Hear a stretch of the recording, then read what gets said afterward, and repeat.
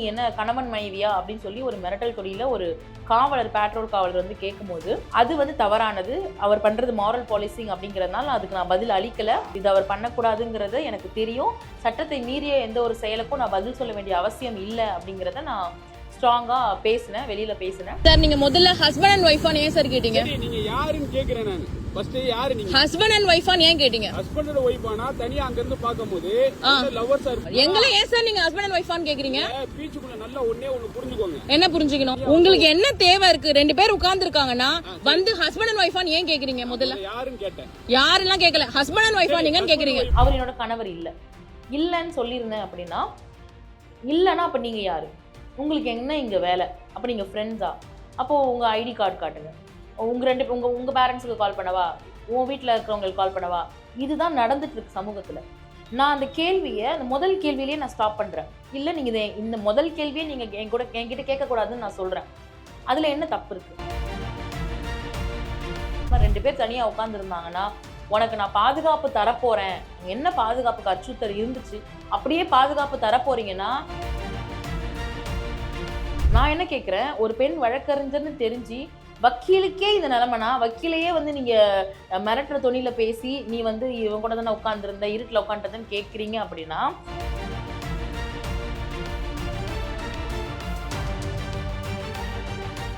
கடற்கரையில ஒரு 7:30 மணி போல ஒரு ஆணோட உட்காந்து பேசிட்டு இருக்கிறத ஒரு பெரிய குற்றம் அப்படிங்கிற மாதிரி, நீ என்ன கணவன் மனைவியா அப்படின்னு சொல்லி ஒரு மிரட்டல் தொழில ஒரு காவலர் பேட்ரோல் காவலர் வந்து கேட்கும்போது அது வந்து தவறானது. அவர் பண்றது மாரல் பாலிசிங் அப்படிங்கிறதுனால அதுக்கு நான் பதில் அளிக்கல. அவர்கிட்ட இப்படி கேட்கக்கூடாது, இது கேட்க உங்களுக்கு எந்த உரிமையும் இல்லைன்னு சொல்லி நான் வாக்குவாதத்தில் ஈடுபட்டேன்.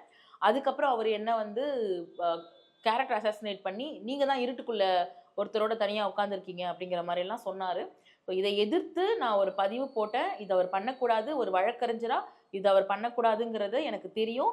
சட்டத்தை மீறிய எந்த ஒரு செயலுக்கும் நான் பதில் சொல்ல வேண்டிய அவசியம் இல்லை அப்படிங்கிறத நான் ஸ்ட்ராங்கா பேசினேன், வெளியில பேசினேன். அதுக்கு அடுத்து அந்த காவலர் வந்து பணியிட மாற்றம் செய்யப்பட்டாரு. அவர் பண்ணது தப்பு தான் அப்படிங்கிறதுனால துறை ரீதியான நடவடிக்கை தமிழக காவல்துறை எடுத்தாங்க, கமிஷனர் எடுத்தாரு. ஸோ இதுல வந்து பாத்தீங்கன்னா அந்த டிபார்ட்மெண்ட்டே அது தவறு அப்படிங்கிறதுனால தான் அவரை டிரான்ஸ்ஃபர் பண்ணாங்க. நான் இந்த சமூகம், சோஷியல் மீடியா என்ன பண்றாங்க அப்படின்னு பாத்தீங்கன்னா, என்னுடைய தரப்பு நியாயம்னு ஒன்று இருக்கு. நான் வந்து அதை சொல்ல வேண்டிய அவசியம் எனக்கு இல்லைங்கிறேன். ஏன் சொல்லலை? ஒரு வார்த்தை தானே, ஆமானா ஆமா, இல்லைன்னா இல்லைன்னு நீங்கள் சொல்லியிருக்கலாமே அப்படிங்கிறாங்க. இப்போ நான் இல்லைன்னு சொல்லியிருந்தேன்னு வச்சுக்கோங்க, அவர் என்னோட கணவர் இல்லைன்னு சொல்லியிருந்தேன் அப்படின்னா, இல்லைன்னா அப்போ நீங்கள் யாரு? உங்களுக்கு என்ன இங்கே வேலை? அப்போ நீங்கள் ஃப்ரெண்ட்ஸா? அப்போது உங்கள் ஐடி கார்டு காட்டுங்க. உங்கள் பேரண்ட்ஸுக்கு கால் பண்ணவா? உன் வீட்டில் இருக்கிறவங்களுக்கு கால் பண்ணவா? இதுதான் நடந்துட்டு இருக்கு சமூகத்தில். நான் அந்த கேள்வியை அந்த முதல் கேள்வியிலேயே நான் ஸ்டாப் பண்ணுறேன். இல்லை நீங்கள் இந்த முதல் கேள்வியை நீங்கள் என்கிட்ட கேட்கக்கூடாதுன்னு நான் சொல்கிறேன். அதில் என்ன தப்பு இருக்குது? முதல்ல இப்படியான எந்த பெண்கள், ஆண்கள், திருநர்கள்னு இல்லை, எந்த யார்கிட்டையுமே போய் பர்சனல் கேள்விகளை சம்பந்தம் இல்லாமல் கேட்பதற்கு போலீஸ்க்கு ஃபஸ்ட்டு அதிகாரம் கிடையாது. அவங்க பாதுகாக்கிறதுக்காகவும் சட்ட விதிமீறல் நடந்தால் அங்கே போய் விசாரித்து அதை தடுத்து அது மேலே நடவடிக்கை எடுக்கிறது தான் போலீஸோட வேலை. எதுவுமே டிஸ்டர்பன்ஸ் இல்லாமல் யாருமே எதையும் கேட்காம ரெண்டு பேர் தனியாக உட்காந்துருந்தாங்கன்னா, உனக்கு நான் பாதுகாப்பு தரப்போறேன், என்ன பாதுகாப்புக்கு அச்சுறுத்தல் இருந்துச்சு, அப்படியே பாதுகாப்பு தரப்போறீங்கன்னா வாழ்த்துக்கள். அதுக்கு இந்த கேள்வி கேட்கணுன்றது அவசியம் எங்கேருந்து வந்துச்சு? ஸோ இதை நான் கேள்வி கேட்டேன். இதை கேள்வி கேட்டதுக்காக அவ்வளவு வந்து சைபர் வைலன்ஸ் நடக்குது. இந்த இவளை வந்து பண்ணியிருக்கணும், இவளை இப்படி பண்ணியிருக்கணும், இது வந்து வக்கீலுங்கிற திமிரு, என்னென்னமோ ரொம்ப ஆபாசமான கமெண்ட்ஸு என்னென்னமோ பேசுகிறாங்க. ஆக்சுவலாக என்னென்னா, இதில் வந்து நீங்கள் புரிஞ்சுக்க வேண்டியது ஒரு விஷயம் தான். ஒரு விஷயம் தப்பு, அது அங்கே அந்த மாதிரி நடந்திருக்க கூடாது, அது அவங்க கேட்கறதுக்கு ரைட்ஸ் இல்லைன்றது எனக்கு 100% தெரியும். நான் நம்பிக்கையாக அது தப்புன்னு எனக்கு தெரியும். ஸோ நான் வாய்ஸ் அவுட் பண்ணுறேன். இது நான் வழக்கறிஞர்னு அவருக்கு தெரியும். என்னோட அடிப்படையான கேள்வி என்னன்னா, நீ வக்கீலுன்ற திமிரில் தானே இதெல்லாம் பண்ணுறேன்னு நிறைய பேர் கமெண்ட் பண்ணுறாங்க. சரி, நான் வக்கீலுன்ற திமிரில் பண்ணுறேன்னு நீங்கள் நினைக்கிறீங்க. சரி, நான் என்ன கேட்குறேன், ஒரு பெண் வழக்கறிஞர்னு தெரிஞ்சு வக்கீலுக்கே இந்த நிலைமைனா, வக்கீலையே வந்து நீங்கள் மிரட்டுற தொனியில பேசி நீ வந்து இவன் கூட தானே உட்காந்துருந்த, இருட்டில் உட்காந்துருந்தேன்னு கேட்குறீங்க அப்படின்னா, ஒரு சராசரி பெண்ணு, ஒரு காலேஜ் பெண்ணு, இல்லை ஏதோ வேலை பார்க்குற பொண்ணு ஒருத்தரோட உட்காந்து பேசக்கூடாதா? சரி பேசுகிறாங்க. அந்த பொண்ணு என்ன பண்ணுவீங்க? அந்த மாதிரி பேசுகிற பெண்களை இது வரைக்கும் நீங்கள் என்ன பண்ணியிருக்கீங்கன்னு எல்லாருக்கும் தெரியும். காசு பிடுங்குறது, அசிங்கமா பேசுறது, கேரக்டர் அசால்ட் பண்றது. ஒரு கட்டத்துல எல்லாம் நிறைய இடங்கள்ல அந்த பெண்களை நிறைய இந்த ரவுடிஸ் எல்லாம் என்ன பண்ணுவாங்கன்னா, அந்த மாதிரி ஆண்களும் பெண்களும் வந்து உட்கார்ந்தாலே அந்த பாய் ஃப்ரெண்ட் முன்னாடியே அந்த பெண்ணை பண்ணியிருக்காங்க, வீடியோ எடுத்து வச்சுட்டு நீ இவன் கூட பேசாத உங்க வீட்டுல சொல்லிடுவேன் அப்படின்னு சொல்லி மிரட்டியும் பண்ணியிருக்காங்க. இதுக்கெல்லாம் அடிப்படையான காரணம், ஒரு பொண்ணு திருமணம் ஆகாமல் கணவரை தவிர வேற யாரு கூடயும் வந்து இந்த மாதிரி உட்காரக்கூடாது.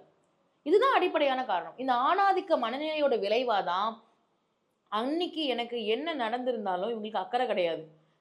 எதுக்கு இந்த பொண்ணு இன்னைக்கு எதனா நடந்திருந்தா கூட, இன்னைக்கு பேசுறாங்கல்ல பாதுகாப்பு, உங்க பாதுகாப்புக்காக தான் நாங்க பேசுறோம், அன்னைக்கு எனக்கு ஏதாவது நடந்திருந்தா கூட என்னைய திருப்பி தான் கேள்வி கேட்டிருப்பாங்க. 7:30 8 மணிக்கு ஒரு ஆம்பளை பையன் கூட உனக்கு என்ன பீச்ல வேலை, இதே கேள்விதான் வந்திருக்கும். அப்போ இவங்க எனக்கு சப்போர்ட் பண்ணாலும் சப்போர்ட் பண்ணலனாலும், எனக்கு ஏதாவது நடந்திருந்தாலும் நடக்கலனாலும் இங்க என்னைய தான் கேள்வி கேட்டிருப்பாங்க. ஏன்னா நான் ஒரு பெண், நான் வந்து வீட்டை தாண்டி வரக்கூடாது. 7 மணி 6 மணிக்கு மேலலாம் எனக்கு அலோடு கிடையாது. கல்யாணம் ஆகும் ஒரு ஆம்பளை பையன் கூட பீச்சில் உட்காந்து பேசுறதுக்கு எனக்கு அலோடு கிடையாது. இதைத்தான் இந்த சனாதனம் சொல்லி தருது, இதைத்தான் மதங்கள் சொல்லி தருது, இதைத்தான் கலாச்சாரம்ன்ற பேர்ல இவங்க கத்து வச்சிருக்காங்க. ஸோ இதையெல்லாம் நான் மீறும் போது ஆட்டோமேட்டிக்கா என் மேல ஹேட் வருது. அங்க போலீஸ்காரர் மேல அவங்களுக்கு சப்போர்ட், அவர் மேல கரிசனம் இதெல்லாம் தாண்டி இந்த பொண்ணு அடக்க ஒடுக்கம் இல்லாம 6 மணிக்கு மேல இருட்டுல ஒரு பையன் கூட போய் பீச்ல உட்காந்துருக்கு. இதுதான் வந்து இவங்களுடைய அடிப்படையான காரணம். இது வந்து இந்திய சமூகத்துடைய பிரதிபலிப்பு. பெண்கள் இப்படிதான் இருக்கணும்னு இவங்க ஒரு கட்டமைப்பை வச்சிருக்காங்க, ஒரு பாக்ஸ் வச்சிருக்காங்க. அந்த கட்டமைப்பை தாண்டுகிற ஒவ்வொரு பெண்ணும் சந்திக்கிற பிரச்சனை இது. இப்போ நான் அது கொஞ்சம் ட்ரெண்ட் ஆனதுனால எல்லாரும் வெட்ட வெளிச்சமா வந்து கமெண்ட்ஸ் போடுறாங்க. ஆனா ஒவ்வொரு பெண்ணுமே, இந்தியாவில் இருக்கக்கூடிய ஒவ்வொரு பெண்ணுமே இவங்க கட்டமைச்சு வச்சிருக்க ஏதோ ஒரு விஷயத்தை தாண்டி, நான் இந்த ட்ரெஸ் போடுவேன், இங்கதான் வேலைக்கு போவேன், நான் படிப்பேன், நான் இவனதான் கல்யாணம் பண்ணிப்பேன், இப்படி ஏதோ ஒரு விஷயத்த ஒரு பெண் பேசும்போதும் இதேதான் அந்த பொண்ணுக்கு நடக்குது. அந்த குடும்ப உறுப்பினர்கள் நடக்குது, அந்த குடும்பத்தில் இருக்க ஆண்களால் நடக்குது, சுத்தி இருக்க ஆண்கள் நடக்குது. என்ன ஒண்ணு எனக்கு பப்ளிக்கா கமெண்ட்ஸ் நடக்குது, ஒவ்வொரு பெண்ணுக்கும் அவங்கவுங்க வீட்டுல நடக்குது, அவங்கள சார்ந்த ஆண்களால் நடக்குது, முன்ன பின்ன தெரியாதவங்களால் நடக்குது. ஸோ எப்படி ஒரு பெண் அதையெல்லாம் கடந்து வெளில வராங்களோ அதே போலதான் இந்த மாதிரி பப்ளிக்கான சைபர் ஸ்பேஸ்ல நடக்கக்கூடிய கமெண்ட்ஸையும் ஒரு பெண் கடந்து வந்துதான் ஆகணும். இப்போ இதனால என்ன கத்துக்கணும் அப்படின்னா, ஒரு விஷயம், ஒரு அட்வொகேட்டா இருக்கிறதுனால தானே நீங்க வாய்ஸ் அவுட் பண்ணீங்க. சராசரி பெண்ணால இதை பண்ண முடியுமா அப்படின்னா, சராசரி பெண்ணும் இதை பண்ணணும்ன்ற அவேர்னஸ்க்காக தான் நான் இதை பண்ணேன். ஸோ இதை பார்க்குற சராசரி பெண்ணுக்கு இப்போ பார்த்தீங்கன்னா நிறைய அட்வொகேட்ஸ்க்கே இது தெரியல. என்ன சொல்றாங்கன்னா, ஒரு பதில் சொல்லிட்டு போயிருக்கலாமேங்கிறாங்க. அவசியம் இல்லைங்க, அதுக்கு அவங்களுக்கு ரைட்ஸ் கிடையாது, அவங்க அதை கேட்கக்கூடாது, நான் எதுக்கு சொல்லணும் அப்படின்னு ஒரு கேள்வி நான் முன் வைக்கிறேன். அப்போ பெண்கள் வந்து தெரிஞ்சுக்கணும், உங்களுக்கு இதெல்லாம் வந்து உங்களோட பிரைவசியை இன்வைட் பண்ணக்கூடிய கேள்விகள். நீ அவன் கூட வந்த, யார் கூட வந்த, அவன் புருஷனா, இதை கேட்பதற்கு யாருக்குமே அதிகாரம் கிடையாது. 18 வயசு நிரம்பிய ஒரு பெண் சம்மதத்துடன் எந்த ஆண் கூட, யார் கூட வேணாலும் உட்காந்து பீச்சில் பேசலாம், எந்த பொதுவெளியிலும் உட்காந்து பேசலாம், அதெல்லாம் யாரும் ரெஸ்ட்ரிக்ட் பண்ணலை. அதை தெரிஞ்சுக்கோங்க. அதுக்காக தான் இந்த வீடியோ. உங்களுக்கு எடுத்த வீடியோ இது வைரல் ஆச்சு, ட்ரெண்ட் ஆச்சுன்னா ரெண்டாவது, இதை பார்க்குற பெண்ணுக்கு ஒரு விஷயம் புரியணும், நீங்க ஒரு இண்டிவிஜுவல், உங்களுக்கு எல்லா விதமான ரைட்ஸ் இருக்கு, நீங்க ஒரு தனி மனிதி, சரிங்களா? உங்களுக்கு இந்த அரசியலமைப்பு கொடுக்கக்கூடிய அனைத்து உரிமைகளும் இருக்கு.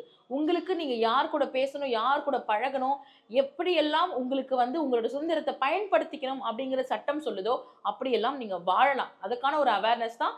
நீங்க இந்த மாதிரி போலீஸ் பண்ணா வீடியோ எடுங்க, உங்களை மிரட்டுறவங்க யாரா இருந்தாலும் வீடியோ எடுக்கலாம், தப்பு கிடையாது, கம்ப்ளைண்ட் பண்ணுங்க.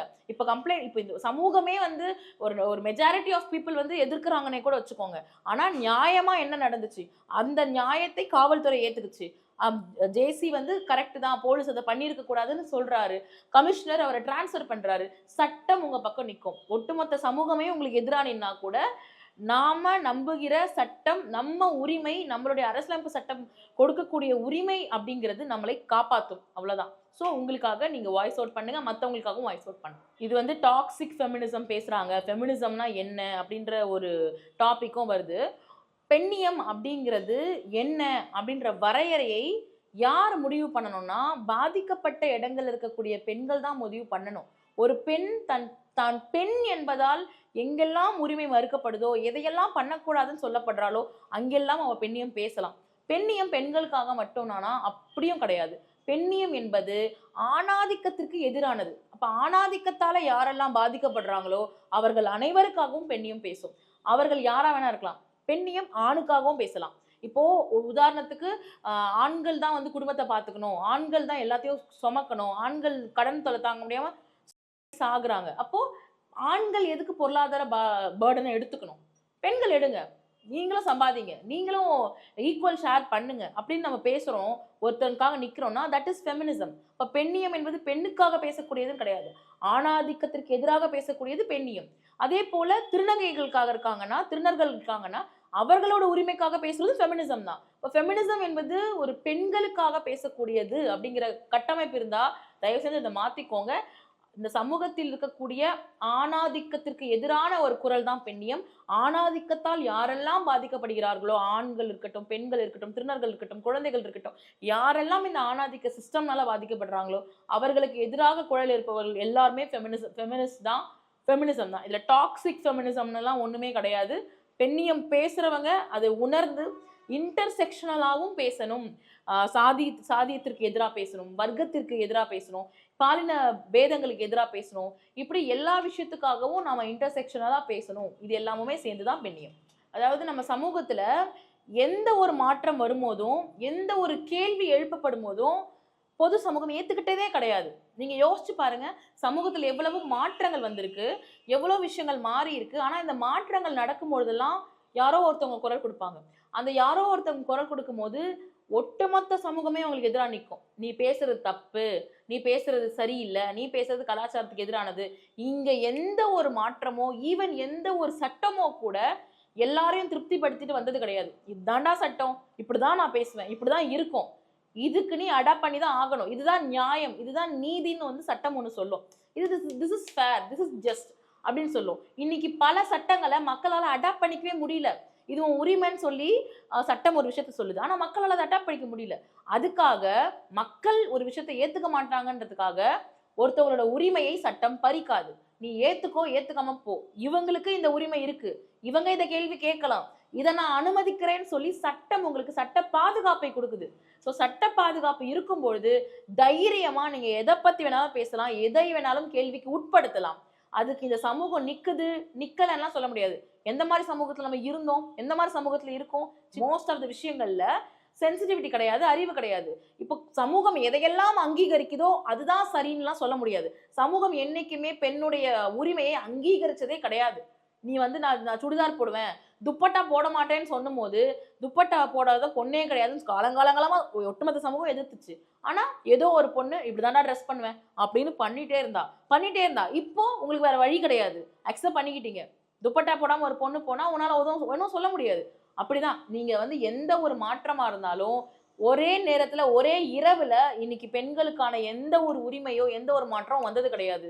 நீங்க எதிர்க்கிறது அப்படிங்கிறது ஒரு மெஜாரிட்டி பீப்புள் எதிர்க்கிறாங்கன்றதுக்காக ஒரு மைனாரிட்டி பண்ணக்கூடிய ஒரு விஷயம் தப்புன்னு ஆயிடாது. என்னுடைய ஸ்டாண்ட்ல நான் உறுதியா நிற்பேன். நீங்க ஏத்துக்கோங்க, ஏத்துக்கல, அது எனக்கு தேவையில்லாத விஷயம். எனக்கு இந்த உரிமையை கொடுத்து பாதுகாப்பை கொடுப்பது சட்டம், அது சரின்னு சொல்லும் போது நான் அதை சரியான இடங்களை நான் நிற்பேன் அப்படிங்கறதான் கருத்து. இப்போ நம்ம சமூகம் பாத்தீங்கன்னா முன்னாடியெல்லாம் தாய் வழி சமூகமா தான் இருந்துச்சு. பெண் தான் எந்த ஒரு கூட்டத்திற்குமே தலைமை வகிச்சாங்க. பெண் வந்து எல்லாத்தையுமே மேனேஜ் பண்ணாங்க, லீடர்ஷிப்பா இருந்தாங்க. காலப்போக்கில் பெண்ணை வந்து அடிமைப்படுத்தி நான் சொல்றதா நீ செய்யணும், நான் தான் இதுக்கு தலைவன் அப்படின்னு சொல்லி வரலாறு எப்படியெல்லாம் மாறுச்சு, எப்படியெல்லாம் ஆணாதிக்கம் மேலோங்கி வந்துச்சு அப்படிங்கிற வரலாறு தெரிஞ்சவங்க பெண்கள். நிறைய பெண்களுக்கு அந்த வரலாறு தெரியும். அப்படி தெரிகிறவங்களுக்கு தான் கோவம் வரும். ஸோ நான் என்ன எப்படி ஒரு ஆணாதிக்க சமூகம் எப்படி வந்து ஒரு தாய்வழி சமூகத்தையே மாற்றி போட்டு இங்கே இருக்கக்கூடிய சுரண்டல்களாலும் இங்கே இருக்கக்கூடிய சாதியினாலும் ஆணாதிக்கத்தினாலும் நீ வாரிசுக்காகவும் ஒரு பெண்ணை மீண்டும் மீண்டும் அடிமைப்படுத்தி வச்சிருக்க. அப்போ அதை உணர்ந்த பெண்கள், அதை கற்ற பெண்கள், அந்த அரசியல் தெளிவு இருக்கிற பெண்கள் எல்லாத்தையும் கேள்விக்கு உட்படுத்துவாங்க, எல்லாத்தையும் கேள்வி கேட்பாங்க. ஏன்னா அவங்களுக்கு அதுக்கான ரீசன் தெரியும். ஸோ இப்போ இருக்கக்கூடிய சமூகத்துல யாரும் உயர்ந்தவங்க கிடையாது, யாரும் தாழ்ந்தவங்க கிடையாது, அனைவரும் சமமாக இருக்கணும்ன்றதான் ஒரு அறிவுடைமையான ஒரு சமூகமா இருக்கும். ஸோ அந்த சமூகத்தை நோக்கி நம்ம பயணிக்கிறோம் அப்படிங்கிறது